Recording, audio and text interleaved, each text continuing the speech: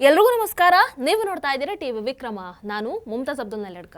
ವೀಕ್ಷಕರೇ, ನಿಮ್ಮ ಹತ್ರ ವೋಟರ್ ಐಡಿ ಇದೆ ಅಂತ ಅದು ಸಾಕಲ್ವಾ ಅಂತ ನೀವು ಸುಮ್ಮನೆ ಇದ್ರೆ ಅಂಥವ್ರು ಈ ವಿಡಿಯೋವನ್ನ ತಪ್ಪದೆ ಕೊನೆ ತನಕ ನೋಡಬೇಕು. ಅದೇ ರೀತಿ ಮೋದಿಜಿ ನಮ್ಮ ಹೆಸರನ್ನ ವೋಟರ್ ಲಿಸ್ಟಿಂದ ತೆಗೆದೇ ಬಿಡ್ತಾರೆ ಅನ್ನುವಂಥ ಭಯ ಇದ್ದಂಥವರು ಕೂಡ ಈ ವಿಡಿಯೋವನ್ನು ಒಂದು ಬಾರಿ ನೋಡಬೇಕು. ಕಾಂಗ್ರೆಸ್ SIR ಬಿಜೆಪಿ ರಾಜಕೀಯ ಅಸ್ತ್ರ ಅಂತ ಆರೋಪವನ್ನ ಮಾಡ್ತಾ ಇದೆ. ಇದರಲ್ಲಿ ನಿಜ ಏನು, ಯಾರು ಸರಿ ಯಾರು ತಪ್ಪು? ಇನ್ನು ಪ್ರಿಯಾಂಕ್ ಖರ್ಗೆ ಅವರಿಗೆ ಕೋರ್ಟ್ ಸಮನ್ಸ್ ಜಾರಿ ಮಾಡಿರುವಂಥದ್ದು ಯಾಕೆ? RSS ದಾಖಲೆ ಕೇಳಿದ್ದೇ ತಪ್ಪಾಗೋಯ್ತಾ? ಎಲ್ಲ ಸಂಪೂರ್ಣ ವಿಚಾರವನ್ನ ಇವತ್ತಿನ ಸ್ಪಾಟ್ಲೈಟ್ ಕಾರ್ಯಕ್ರಮದಲ್ಲಿ ಒಂದೊಂದಾಗಿ ನೋಡ್ತಾ ಹೋಗೋಣ. ವೀಕ್ಷಕರೇ, ಜೂನ್ 30ನೇ ತಾರೀಕಿನಿಂದ ಚುನಾವಣಾ ಅಧಿಕಾರಿಗಳು, ಬೂತ್ ಮಟ್ಟದ ಅಧಿಕಾರಿಗಳು BLO ನಿಮ್ಮ ಮನೆ ಬಾಗಿಲಿಗೆ ಬರ್ತಾರೆ. ಇದೇನು ಸಾಮಾನ್ಯ ಭೇಟಿ ಅಂತ ಅಂದುಕೊಳ್ಬೇಡಿ. SIRನ ಭಾಗ ಇದು. ಪ್ರತಿಯೊಬ್ಬರು ಕೂಡ ತಪ್ಪದೆ ಇದರಲ್ಲಿ ದಯವಿಟ್ಟು ಪಾಲ್ಗೊಳ್ಬೇಕು. ನಿಮ್ಮ ಮತದಾರರ ಪಟ್ಟಿಯಲ್ಲಿರುವಂತಹ ಹೆಸರಿನ ಪರಿಶೀಲನೆ ನಡೆಯುತ್ತೆ. ಅದೇ ಸಂದರ್ಭದಲ್ಲಿ ಅವರೊಂದು ಅರ್ಜಿಯನ್ನು ನಿಮಗೆ ಕೊಡ್ತಾರೆ. ಅದನ್ನು ನೀವು ಫಿಲ್ ಮಾಡಿ, ಸಹಿ ಮಾಡಿ, ಅಗತ್ಯ ದಾಖಲೆಗಳಿಗೆ ಏನು ಬೇಕೋ ಅದರ ಜೊತೆಗೆ ನೀವು ಸಲ್ಲಿಕೆ ಮಾಡಬೇಕು.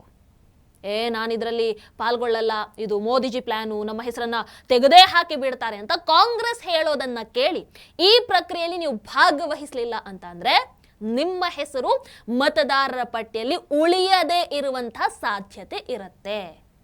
ಹಾಗಾಗಿ ದಯವಿಟ್ಟು ಈ ಪ್ರಕ್ರಿಯೆಯಲ್ಲಿ ನೀವೆಲ್ಲರೂ ಕೂಡ ಭಾಗಿಯಾಗಬೇಕು. ನನ್ನ ಹೆಸರು ಇದೆಯಾ ಅನ್ನುವಂಥದ್ದನ್ನು ಒಂದು ಬಾರಿ ಕನ್ಫರ್ಮ್ ಮಾಡ್ಕೊಳ್ಬೇಕು. ನೀವು ಈ ಸಂದರ್ಭದಲ್ಲಿ ನಿಮ್ಮ ಹತ್ರ ಏನು ದಾಖಲೆಗಳು ಇರಬೇಕು ಅಂತ ನೋಡಿದ್ರೆ, ಒಂದು ಕುಟುಂಬದ ಸದಸ್ಯರ ಗುರುತಿನ ಚೀಟಿ, voter ID, Aadhaar card, address ವಿಳಾಸ ದೃಢೀಕರಣ ದಾಖಲೆ, ಇನ್ನು ಪಾಸ್ಪೋರ್ಟ್ ಸೈಜ್ ಫೋಟೋ, ಇವೆಲ್ಲವನ್ನ ಕೂಡ ರೆಡಿ ಮಾಡಿ ಇಟ್ಕೊಳ್ಳಿ. ಸೊ ಯಾಕೆ ಅಂತಂದ್ರೆ SIR ಯಾವೆಲ್ಲ ರಾಜ್ಯಗಳಲ್ಲಿ ಆಗಿದೆಯೋ ಆ ಪ್ರತಿ ರಾಜ್ಯಗಳಲ್ಲೂ ಕೂಡ ಅಂದ್ರೆ ಬಿಜೆಪಿ ಗೆದ್ದ ನಂತರ ಒಂದು ರಾಗ ಸ್ಟಾರ್ಟ್ ಆಗುತ್ತೆ. ಇದು ಮೋದಿಜಿ ಮಾಡಿದ್ದು, SIR ಇಂದ ಏನು ಬಿಜೆಪಿ ಗೆದ್ದು ಬಿಟ್ಟಿದೆ ಅನ್ನುವಂಥ ಮಾತು ಕೇಳಿ ಬರ್ತಾ ಇದೆ. ನಮ್ಮ ರಾಜ್ಯದಲ್ಲೂ ಅಷ್ಟೇ. ಈಗ ಕಾಂಗ್ರೆಸ್ SIR ಬಿಜೆಪಿ ಪ್ರಕ್ರಿಯೆ ಅನ್ನೋ ರೀತಿ ಅದನ್ನ ಪೋರ್ಟ್ರೇ ಮಾಡ್ತಾ ಇದ್ದಾರೆ. ಅದಕ್ಕೆ ಸಿದ್ದರಾಮಯ್ಯನವರು ಹೇಳ್ತಾರೆ, ಬಿಜೆಪಿ ಸುಳ್ಳಿನ ಫ್ಯಾಕ್ಟ್ರಿ, ನೀವು ಎಚ್ಚರ ಆಗದೆ ಇದ್ರೆ SIR ಮೂಲಕ ನಿಮ್ಮ ರಾಜಕೀಯ ಜೀವನನೇ ನಾಶ ಮಾಡಿಬಿಡ್ತಾರೆ. SIR ಪರಿಷ್ಕರಣೆ ಬಗ್ಗೆ ಹೇಳ್ತಾ ಅಂದ್ರೆ ಆ ಒಂದು ಪ್ರೊಸೆಸ್ ಬಗ್ಗೆ ಹೇಳ್ತಾ ಬಿಜೆಪಿ ರಾಜಕೀಯ ಲಾಭಕ್ಕೋಸ್ಕರ ಮತದಾರರ ಪಟ್ಟಿಯಲ್ಲಿ ತಿರುಚುವಂತಹ ಪ್ರಯತ್ನವನ್ನ ಮಾಡ್ತಾ ಇದೆ.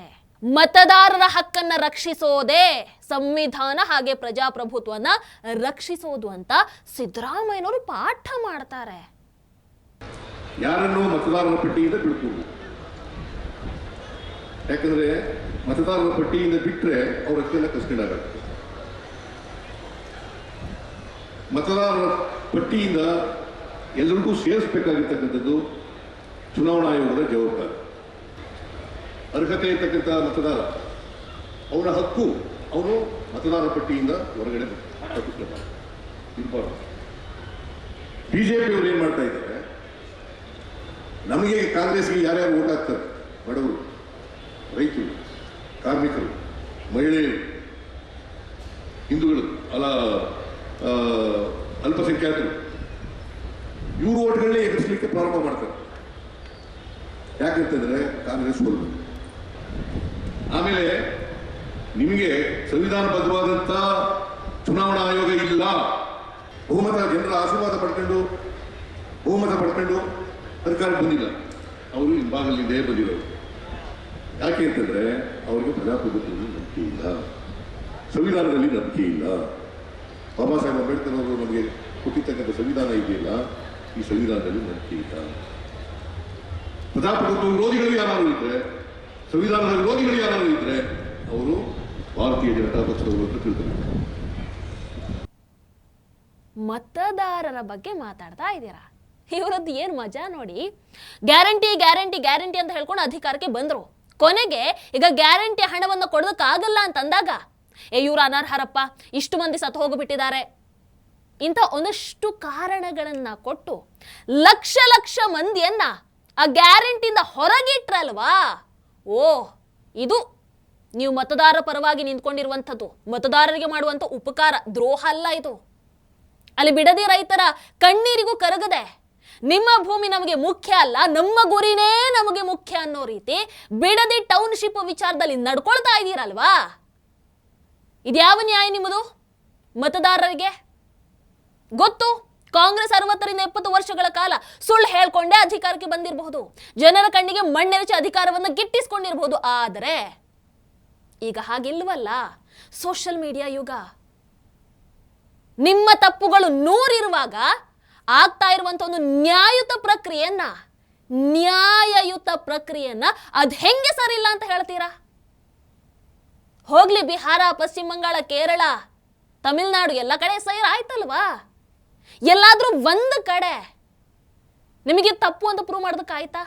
SIR ತಪ್ಪು, ಅದರಲ್ಲಿ ಅಕ್ರಮ ನಡೀತಾ ಇದೆ, ಮೋದಿಜಿನೇ ಮಾಡ್ತಾ ಇರೋದು, ಬಿಜೆಪಿನೇ ಮಾಡಿಸ್ತಾ ಇರೋದು, ಪ್ರೂವ್ ಮಾಡೋದಕ್ಕಾಯ್ತಾ? ಇಲ್ಲ.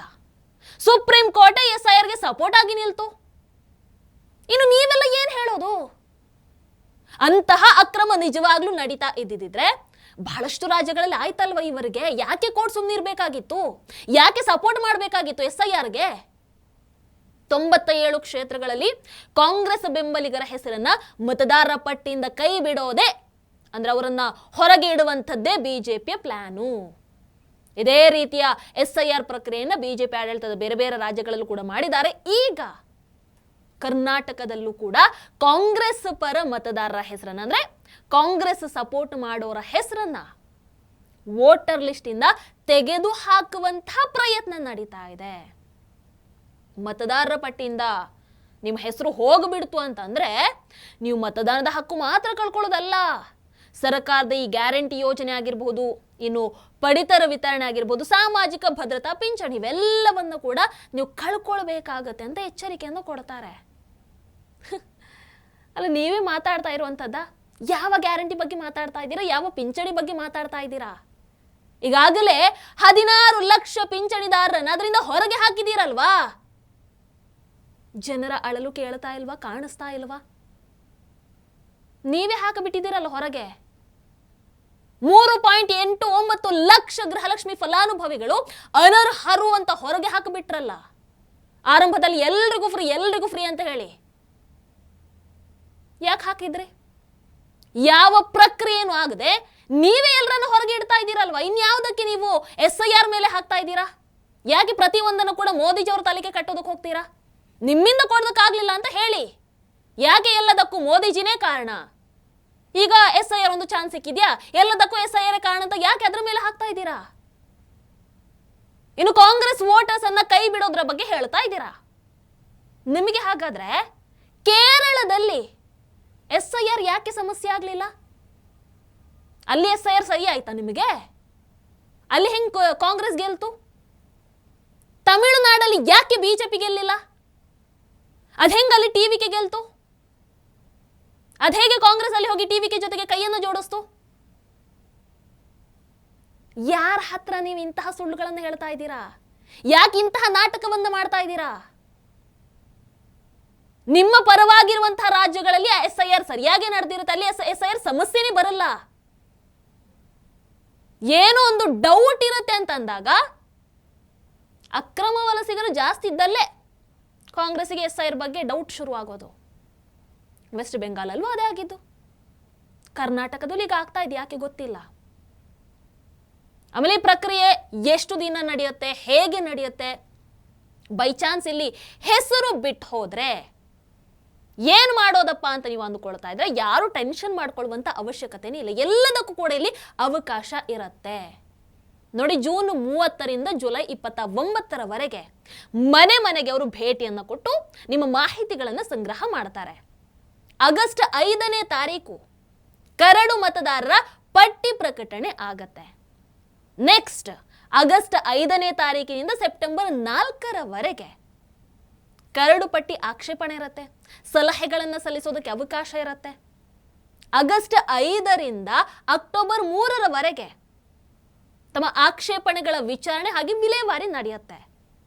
ಅಕ್ಟೋಬರ್ 7ಕ್ಕೆ ಅಂತಿಮ ಮತದಾರರ ಪಟ್ಟಿ ಪ್ರಕಟ ಆಗುವಂಥದ್ದು. ಅಂದರೆ ಬೈ ಚಾನ್ಸ್ ಹಾಗೂ ಎಲ್ಲೋ ಮಿಸ್ ಆಯಿತು, ಹೆಸರು ಬಿಟ್ಟು ಹೋಯಿತು ಅಂತ ಇದ್ರೆ ನಿಮಗೆ ಅಲ್ಲಿ ಪ್ರಶ್ನೆಯನ್ನು ಕೇಳುವಂಥ ಅವಕಾಶ ಇರುತ್ತೆ, ಮತ್ತೆ ಸೇರಿಸ್ಕೊಳ್ಳುವಂಥ ಅವಕಾಶ ಇರುತ್ತೆ. ಎಲ್ಲದಕ್ಕೂ ಟೈಮ್ ಇದೆ, ಅಲ್ಲಿ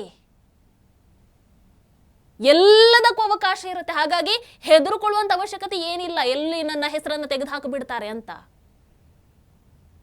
ವೀಕ್ಷಕರ, ಮತ್ತೊಂದು ಕಡೆ RSSಗೆ ಪ್ರಶ್ನೆ ಕೇಳಿದ್ದಾಯ್ತು.